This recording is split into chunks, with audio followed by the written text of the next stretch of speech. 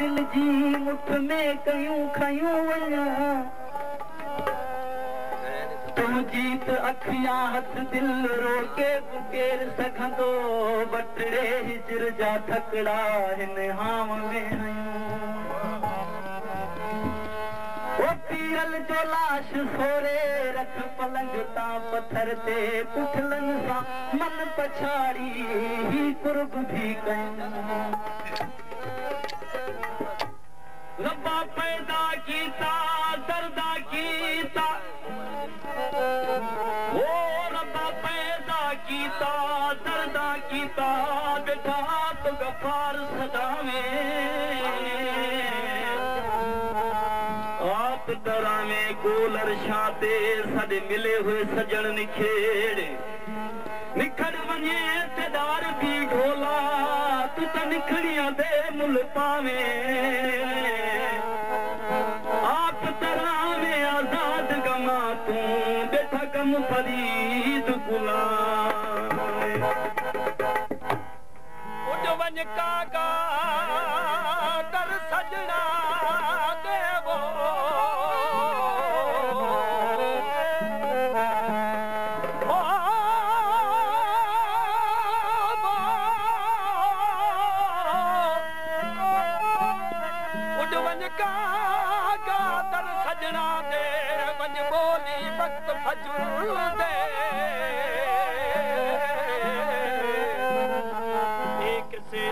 फिराक वाले वंज पेश करी दिलवर दे ता छोटे संत इश्क लगो से ना खुद दे बंध सफर दे एक खाजा गुलाम फरीद यार मिले मिट वंजन दाग जिगर दे असा जा दिल रुबा दिल पर अम्हा के दर्द गम कौन है सीने में सोज फुरकत जो वहाँ के को जख्म कौन है जरा गुस्ताख थुसमा भी दिसी मर्जी वहाँ जी के वो पाने गल खा मखा कहजे असा जो कारकम कौन है वो केड़ी परवाह तो के मिठा हिन त मोहब्बत जी मरे तामर मरे पियो को अम्हा लाए अहम कोन्हे बेवफा सां बेरुखी सारी हयाती कान थी पर हुन जी मूं सां दिल लगी सारी हयाती कान थी इश्क जे आड़ा में जहाँ पल विधो मूं पाण खे मुंहिंजे मन में कामगी सारी हयाती कान थी ओ हुन मटाया खोड़ आशिक इश्क जे मैदान में ओ पर असां खां ही ठगी सारी हयाती कान थी वो तकड़ साजन थई लाती वो तकड़ साजन थई लाती वो अञा गालियूं खणियूं आहिनि अञा गालियूं खणियूं आहिनि ॿुधाइण अदिल आती ॿुधाइण अदिल आती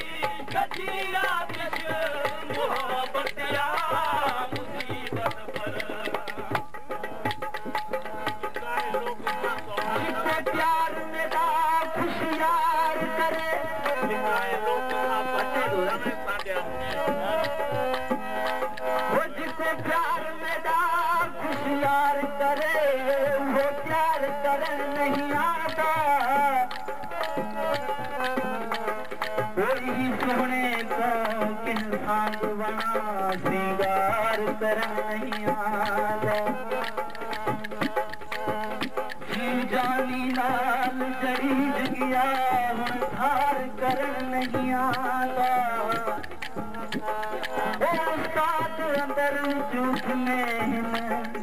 इजहार करने नहीं आंदा खबर हुई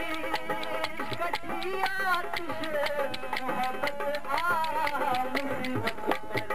खबर हुई कटी आतिश मोहब्बत मुसीबत पर खबर हुई कटी आतिश मोहब्बत मुसीबत पर पार गल पानी पार गल पानी